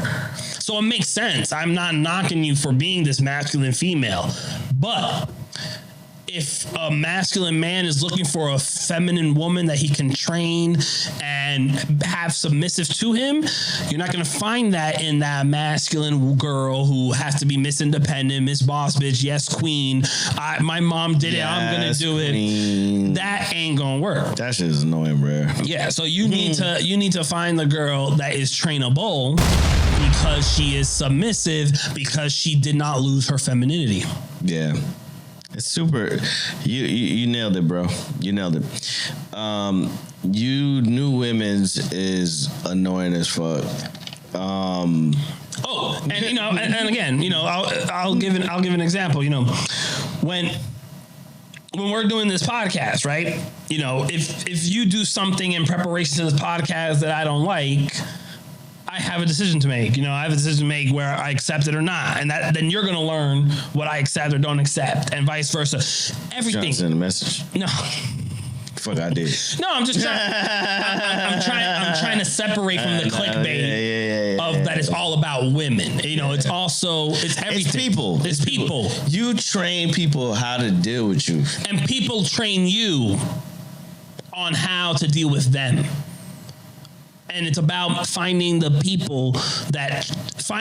matches, whether it's friend, co-worker, business partner, co-host, girlfriend, whatever it is. It's all about where all those things align. But you have to remember that, because when you interact with somebody and they do something you don't like and you passively aggressively accept it, the nice man, you're not properly training them. That's the reason why it's important. Drop that bomb, nigga. Drop that bomb. I love how everything ties it. All the topics kind of tie in together. It's all real life. It's just all real life. So you gotta keep it real with yourself. Women needs to know that you need to listen to me, because I'm always right. And as long as they do that, shit's gonna work out. Yeah. So you see me, I'm very arrogant or confident, whatever word you want to choose. I do not believe that other people do the due diligence that I think is necessary to have confidence in one's belief. So I have this confidence that I did the due diligence in why I believe what I believe. And so because of that, because I have that confidence, I truly do feel that I truly believe that what I think is right. So I need the girl, because when I feel I think differently when it comes to like other men, for example. I'll let you. There's a lot of things I don't care what you do. It doesn't affect my life. What I'm saying? You're not my bitch. You don't care about me. Yeah. It's not I don't care about you. It's that, I consider you a colleague on earth. Sure. You're not my underling. You're not my responsibility. Goddamn right I ain't. Exactly. But I do believe that when I go to a concert with my girl, right? Okay. I'm with you. I don't believe that she's calculating all the different exits, all the different scenarios that are possible. You're talking about awareness. Exactly. Yeah. Women's awareness is like. That's an example. Yeah. That's an example, right? An example. Women suck at awareness. Yeah, so that's an example where if I'm at a concert with my girl or a restaurant or anywhere, I need to know that when I turn to my girl, I don't give a fuck who she's talking to, how much fun she's having. I don't care that it's her coworker, that it's her homegirl, that it's her. I don't care. That if I turn to her and I say, and I give her the car key, I say, get in the car right now, start it, drive 1 block away. She needs to be able to follow. I need that piece. That directive. I need that piece. That she's going to shut the fuck up, get in the car, start it, drive 1 block away, and wait her ass there. I don't care if she's nervous. I don't care if she's shaking. She's gonna listen. Wait her ass there. That's a great test. And then I no bullshit. You just put me. It's like a litmus test. Do it one day. Like just one day. The next woman that. Just be careful with the boy who cried wolf. So if you're gonna do the test, like pick a good moment, do it once, explain that it was a test, and never test again. I'm gonna walk over to the block. I'm like, bitch, they was trying to hold that place up. Power in there. Oh, they're a liar. That's right. I had to test that bitch out.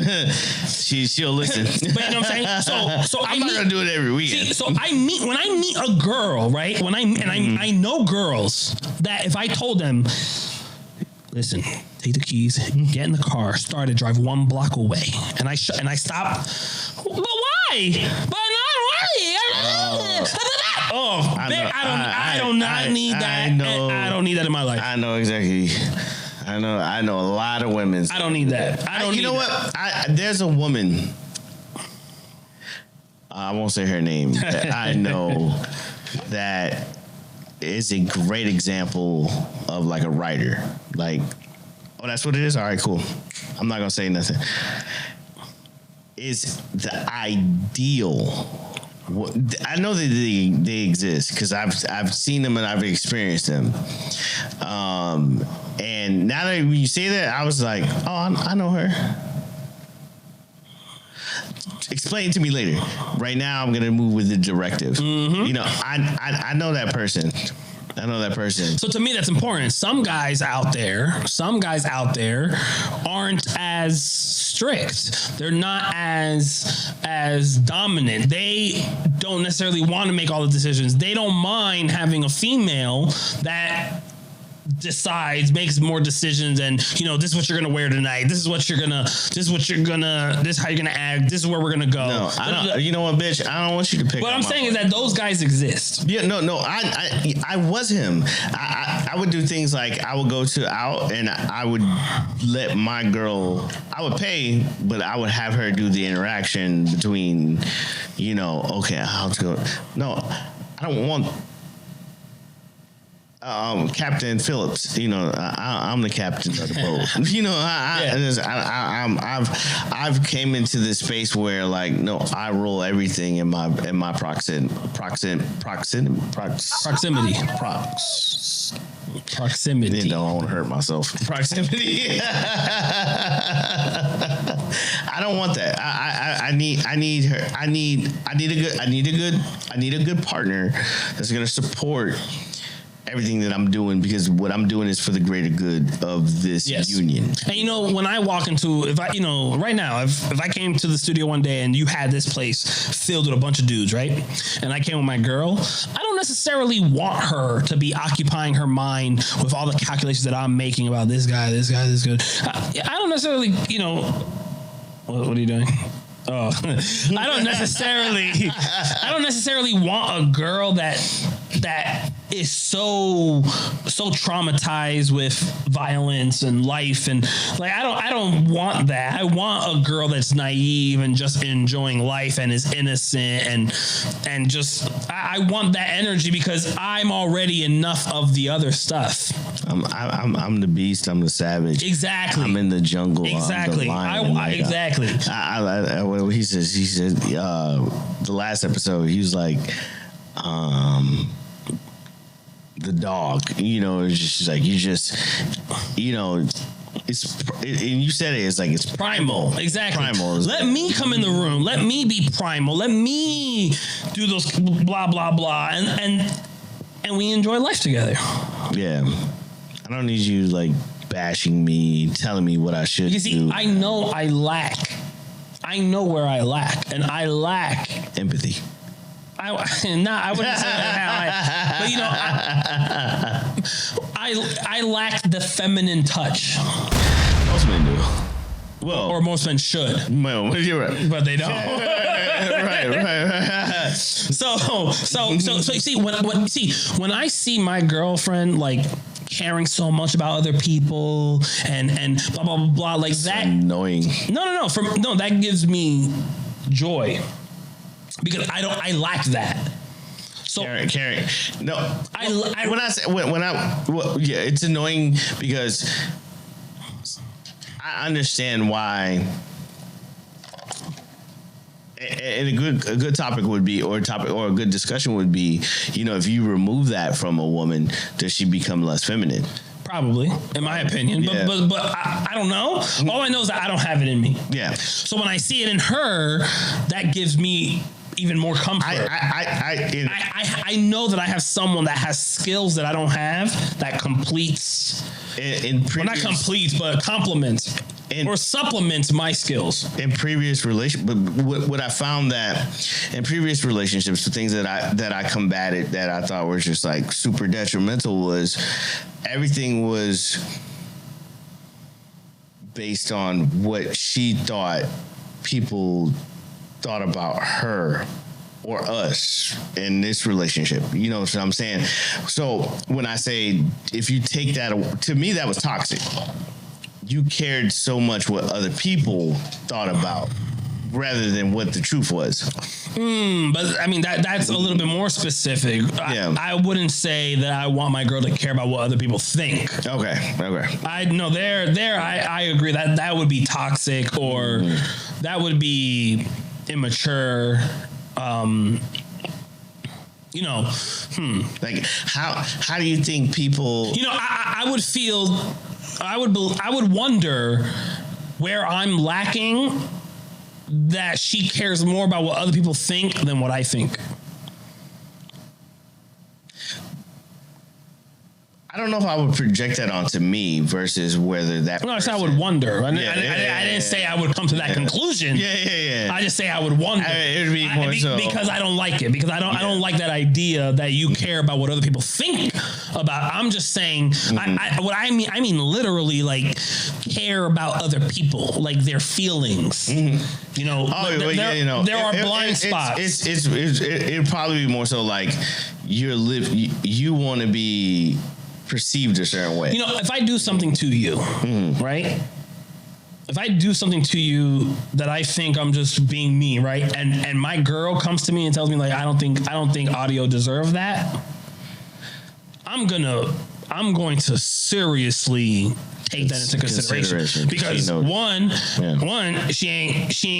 she's not going to just randomly second guess me or not. Can I have a high confidence that she's not going to just willy-nilly use up her capital, her relationship capital to defend you. Yeah. To defend you against me. You get what I'm saying? So for her to defend you against me... Because you trained her good. but you get what I'm saying? So like if there's... And I like it. So if she feels bad about something I do to you, it keeps me grounded like, okay, wait a minute, maybe I overcorrected. Maybe I overstepped. And it keeps me grounded in that that other perspective that I don't have because I lack certain emotions and certain emotional understandings that I don't have because of my dominance and masculine and the things that I have, which is why I seek a supplementary partner. I don't want an equal. No, I don't either. I'll make the money. I'll make the decisions that I think that are best for us. I thought I wanted, 50-50. I don't. I think if we be realistic about life and we be realistic about, how this thing that we're doing, I probably fucked up this whole mix. That's fine. I'm not a fucking cock. The thing is, here's the beauty. I'll drink Hypnotic by itself. Yeah. I'll drink Henny by itself. Okay. So whatever. You have both now. I don't have that. You did. I brought the jigger for the nigger. I'm just kidding. Whoa. I'm just kidding. He just got us canceled. I think it's called a jigger, right? I don't even like that word. Jigger? Jigger? Don't like it. Too close to yep, don't like it.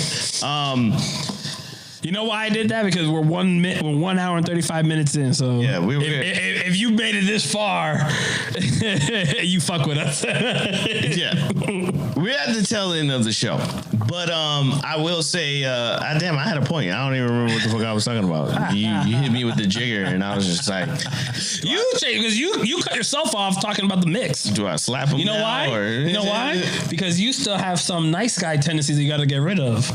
What you mean? Because you cut yourself off to please me with the mix instead of just letting me take. Because you ain't gonna change the mix. I'm just. Oh no, I was. That was a stretch. I was just like, nah, nigga, I fucked this up. Yeah, but you cut yourself off. You cut your own line of thinking off. Oh yeah, well, that's because we drinking Hennessy. I'm drinking cognac, bro. Isn't it wild? Isn't it wild how the first. Like when we first started, how we were like more or less sober. As it continues, just it gets a little wild. The show has progressively got bad. Not bad. It just gets more interesting. A little interesting, but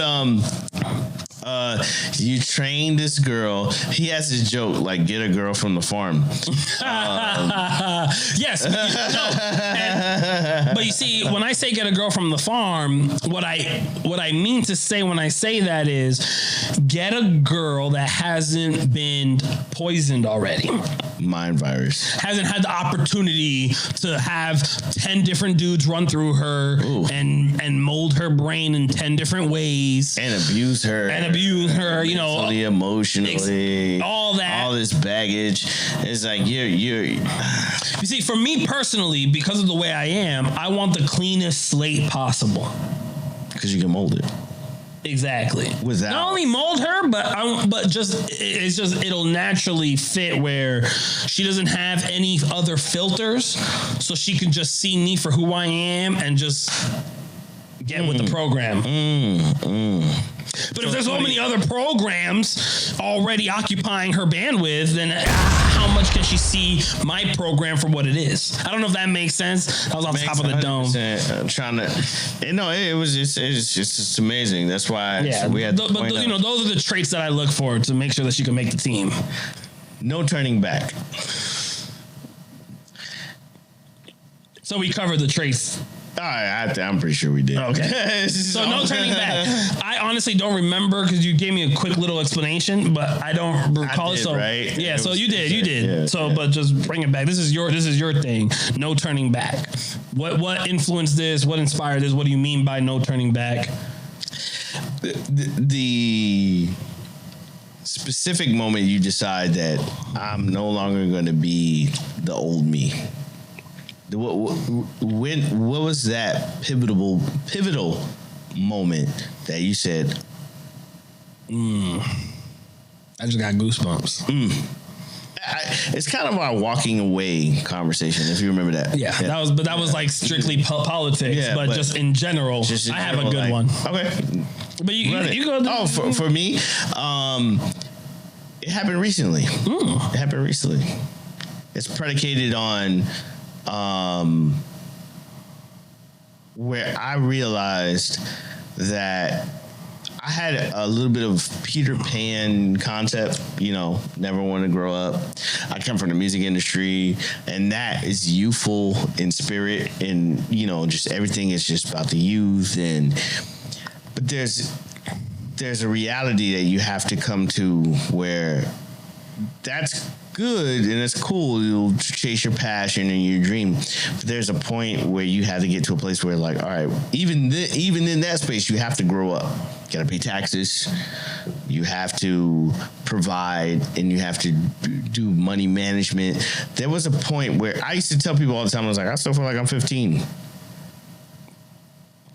That I no longer feel that way. That came a little late, but it happened to me maybe in my mid-30s, where I was just like, oh, I'm not the little boy no more. I got a little boy face, but I'm not a little boy no more. I'm a grown man. The point of no return, like no turning back. You don't get to go back to those things that I held, my innocence. I told somebody the other day, I cried. Not physically, but like I cried emotionally. Everything that I feel, I can rationally explain why I felt the way that I felt. I feel this way because I'm not mourning the person. Well, I'm not. It's a breakup, but I'm not mourning the person. I'm mourning the innocence. I'm mourning my innocence. That shouldn't you be celebrating? I should be celebrating, but I'm mourning the innocence that It's like Christmas. Like, oh, Santa Claus is not real. Yeah, I was like, oh, okay. So what I was sad about was that I had to let go of fantastic ideas, so it's a little cynical, but yeah. Maybe I'm way off, but they say ignorance is bliss. For sure. Are you more so mourning the bliss of ignorance? I'm curious. That's what I mean by innocence. Yeah, I'm curious. That's what I mean by innocence. Yeah, 100%. Okay. I gotta grow up now. Yeah. So Peter Pan gotta. You're mourning the bliss that came from that innocence. Yeah, exactly. Where the truth came, and they were just like, oh, okay. I had to grow. Accepting that or understanding that now is just. I'm in it now, so I have to. That's the point of no return. Like I can only lean into the truth, because if I'm true about anything, I'm in a constant pursuit of objective truth. As close as I can get to it. Yeah, right. I ain't came up with that. No, all right, man. I'm sure. You know what the thing is? No, real talk. Like minds. No, it's not like minds. It's whatever is true. Different people are going to come to it at different times, but whatever is true is. If there's only one objective truth. Exactly. You have no choice. Yeah. So you can't, It's like, oh yeah, you got there too. If I make fire and then you make fire, it's because fire is fire. It doesn't mean you stole the idea of fire from me. You know what I mean? But yeah. So is it my turn? It's your turn. So I have a few no turning back moments. I had an interesting childhood. We had one podcast off the record where I went in on I was going in and telling you my whole history of work when I was 12, 15, I had all these different jobs. So starting at 12 to 13, that's when I started working. At 15, I dropped out of high school and I was working full time. At 16, I transitioned from a Chinese restaurant to a warehouse, and so I'm out of high school. The reason I dropped out of high school is because I thought that you just gotta work, make money, and that's how you're gonna be successful. And I was sitting in the restaurant, in the warehouse. I'm eating my lunch. I'll never forget this. I'm eating my lunch and I'm looking down the aisle of the warehouse. And my assistant manager at the time was an older gentleman who was an illegal immigrant from Peru. and I'm just watching him work. And I'm eating my lunch. I'll never forget this. And I'm looking around, I'm watching him work, and I'm like, what am I doing here? I think I'm a man, that I'm making money, but why am I in this warehouse working with an illegal immigrant? When my parents migrated here legally, when I was born here as an American citizen, first generation, why am I doing the same thing as an illegal immigrant? And I'm 16 years old. No, at that time I was 17 now. I'm 17 turning 18. I'm like, this doesn't make sense. I miscalculated here. And from that moment on, that was the first moment I recognized that there are different levels to success, and just having a job and making money is not necessarily a bar of success. That's just surviving. That's just surviving. Yeah. So now, because compared to my peers, I was king dingling, but watching these adults, king of the shit hill is king of the shit hill. Exactly. It's still a shit hill. Yeah, it's still a hill of shit. So that was one no turning back moment where I recognized that it's not just about working and making money. It's about the lifestyle you live. That was one no turning back moment. Another no turning back moment. That's a good one. That's a great one. Just to touch back on what we were talking about, the walk away, which is political, because this is political, but it changed my way of thinking drastically in all facets, which was this. So now I'm 18, 19, I'm in college, and up to this point, so we're getting a little political, up to this point,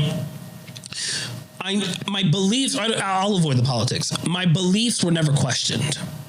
And I'm in college now, and a young girl, still in high school, she was doing I don't know if it's dual enrollment. I forgot what it's called. I think it's dual enrollment.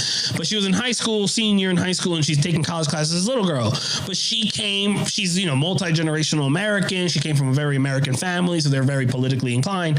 And long story short, she asked me about, who I was going to vote for. She was too young to vote. It was going to be my first time being old enough to vote for the presidential election.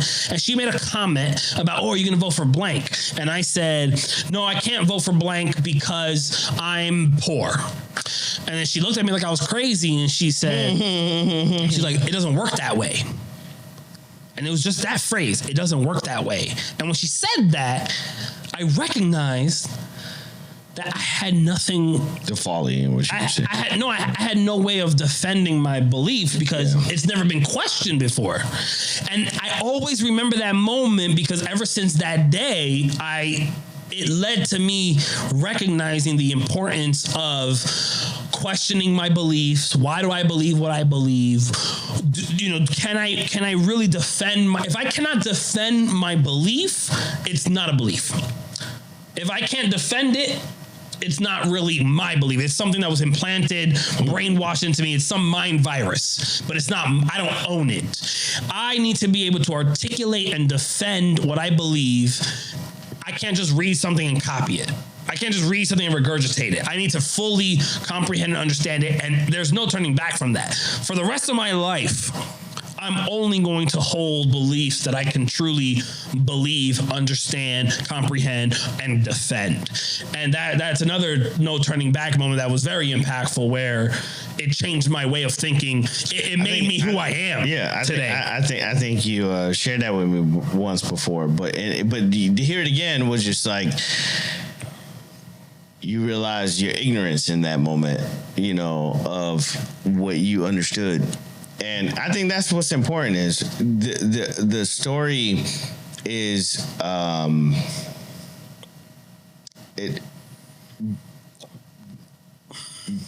that no return or no turning back, that pivotal moment, yes. that catalyst, that thing that said, hey man, you're gonna be fundamentally changed. I cherish those moments. Yes. So much, because you can go back 7 years ago. I was a liberal. I was a Democrat and I was a Christian. As of today, I'll go ahead and share it. You know, whatever. I'm a conservative and a Republican, but here's the catch. Here's the nuance. I'm an atheist. I know we Yeah. You no longer identify as an atheist. I was an atheist liberal, and now I'm a conservative non-atheist. That's for a whole other. Yeah, we coming into the tail end. Yeah. I do want to tackle how you determine yourself to be non-atheist. Yeah, I mean, we did an hour of that yesterday. But Yeah, because it's semantics. It's semantics. Because I still think you are an atheist. Yeah, depending how we deal with the semantics. Yeah. But there's something different in my beliefs before and after. So maybe I lack the vocabulary to describe the before, when I used to say I'm an atheist, and then the now that I have these more nuanced, exactly. There's more nuanced understanding. Like I just lack the vocabulary to differentiate, because I no longer believe what I believed when I used to call myself an atheist. So I need new words. I need a new way to describe it, because I used to call myself an atheist, but I no longer believe what I believe when I use that word. So what do I call myself? I don't know, but it's not that. When I used to say I was an atheist. So I just lazily say I'm not an atheist anymore. Because everybody are an atheist. 99% of people are an atheist. They're only using it as it's used. If you don't believe in Hercules, there's a feminist song playing in the background, so I'm gonna hit next for the next one. I don't even like that song.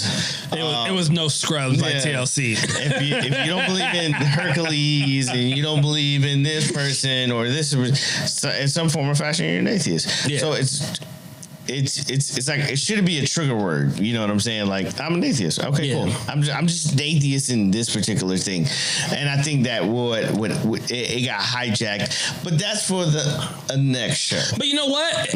And just to touch on no turning back, you know, it is the last topic on our list. It's off camera here, but the last topic on the list. We're nearing the end of the show, like audio alluded to, but. So I gave you a very early no turning back moment. Then I gave you kind of like a midlife, well, not midlife, but I mean like, well, midlife to the span of my life, no turning back. But just to modernize it and bring me to the last no turning back moment I had was during the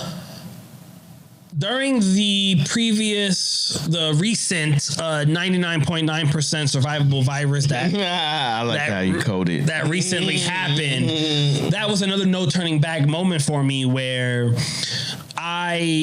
when it happened, when April 2020 came along and the whole planet, or the majority of planet Earth, locked down for this 99.9% survivable virus, I had a way of thinking and a way of understanding of how to act in this situation. It was fundamentally changed. And I assumed that everybody would do the same thing I did. I assumed that before we knew it was a 99% survivable virus, when no one knew what was going on, I thought everyone would pay attention. I thought everybody would be reading and using all their free time, especially when they were no longer working, and you know, when they shut everything down, everyone would be spending their free time. Naivete. Yeah, so I was extremely naive to the difference between my psyche and my way of thinking. I always tell you. I always tell you. And to witness all the, for lack of a better term, to witness 99% of the people around me be sheep, and not have anyone around me be a critical thinker and maneuver, it's just my opinion, and maneuver the situation the way that I think the situation should be maneuvered, that changed my outlook on life 10,000-fold. it boosted my already borderline arrogant sense of belief. I'm one of one, baby. It boosted it tenfold. It gave me an understanding of my place on Earth. It gave me an understanding of my competition. I'm one of one. It gave me an understanding of the geopolitical climate. It also led to, the reason I brought it up again is that it led to my non-atheism. My awakening during the 99% survivable virus epidemic or situation, that whole situation, it gave me the opportunity to see very clearly that there is all this evil happening on Earth. And being a fan of science and a fan of Newton's laws, and for every action there is an equal and opposite reaction, I learned and discovered evil that the average person I come across with they're too preoccupied with their mind viruses and their Netflix and chilling and their social media that they can't understand. It would take me hours and hours and hours to bring them up to speed with what I came to understand about how the world works, and to see the true evil. It led me to believe in goodness and godliness, and that there's no turning back from that experience of being alone on top of a hill, looking out and saying, like, why is everyone else has their head in the ground? I'm the only one looking out and trying to understand what's going on. Everyone else is ostriching. And just, I got some. What were they do? What were they called? The stimulus checks. Oh, I got the stimulus check. I'm spending on this. No one was truly caring or trying to understand. They're lemmings. What the fuck was going on? You ever play the game? Lemmings. I never played the game, but I know what lemmings are. Yeah, exactly. But exactly that point. Yeah. I'm getting goosebumps. There's no turning back from that realization that you operate higher. My operating system is such that if I apply it correctly,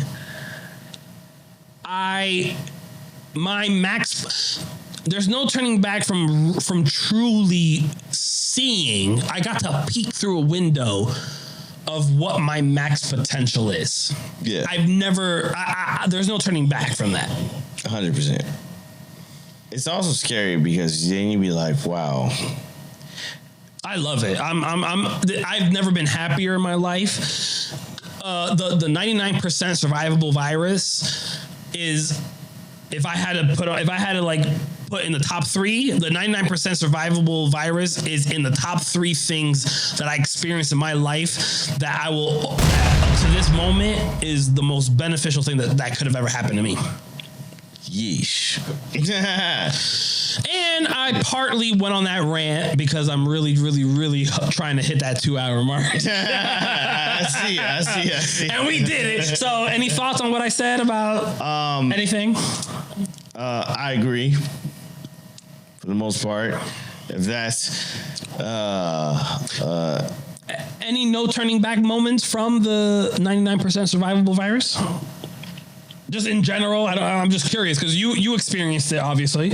Yeah, I experienced it. We all experienced it. You experienced it. What were your? Because I don't think we have on the record what are your takeaways, thoughts? Takeaways. What comes to your mind from no turning back, or from what you? Everything.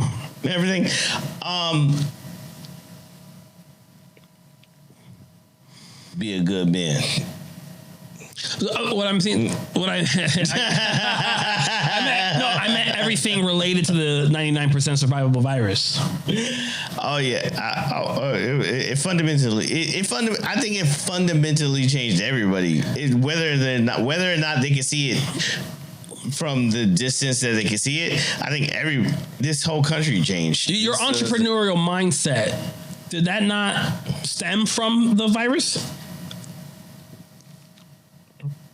Because from my point of view, it was a catalyst. Yeah. I don't want to get into specifics on record, but Yeah. It was a catalyst, but it was a catalyst. But if I had to be honest, like this was always going to happen for me.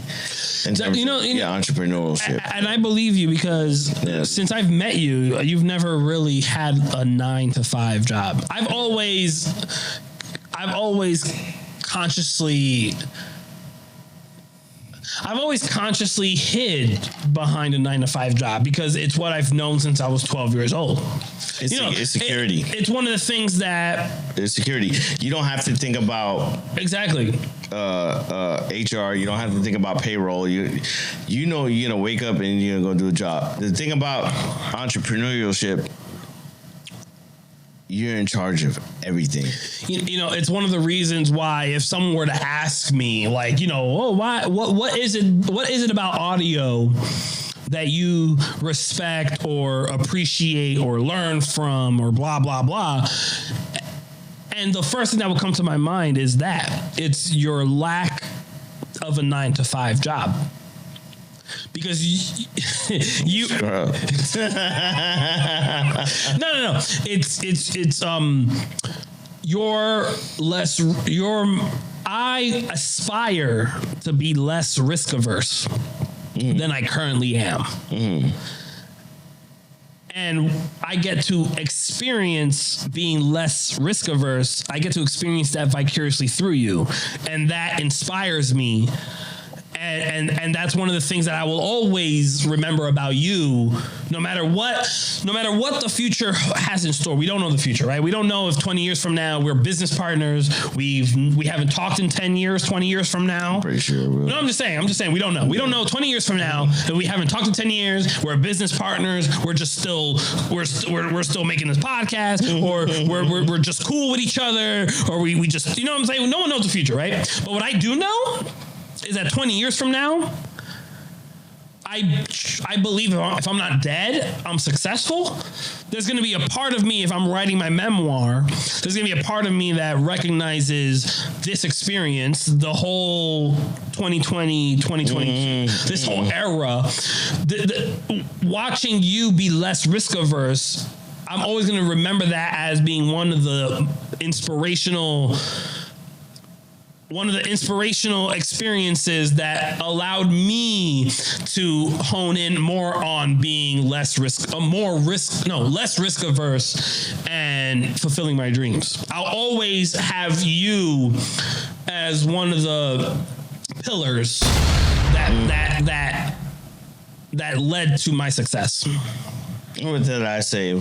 I say to that, appreciate that guy. Because it's a journey, and I'm not telling everybody to go and do it. This shit is hard. It's you're gonna lose a lot. You're gonna sacrifice a lot, but when it works, it'll work.